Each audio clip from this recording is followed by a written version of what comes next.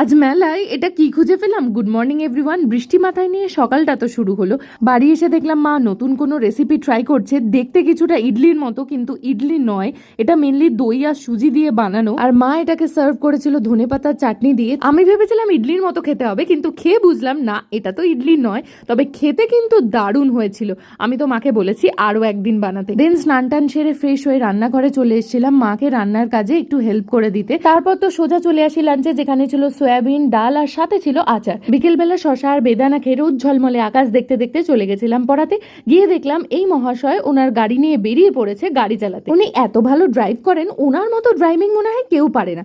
তারপর তো পড়ানো কমপ্লিট করে আজ মেলার শেষ দিন বলে চলে এসেছিলাম মেলায়। আর মেলায় খুঁজে পেলাম এত কিউট একটা সফটওয়্যার দোকান, যেখানে রয়েছে মৌমাছি, ফড়িং, ও তার সাথে আবার লাল পিঁপড়েও ছিল। সবশেষে ছিল ক্যাটারপিলার। আর আজ মেলা থেকে আমি অনেক কিছুই কিনেছি। কি কি কিনেছি তা জানতে হলে নেক্সট ভিডিওতে অবশ্যই চোখ রাখতে হবে।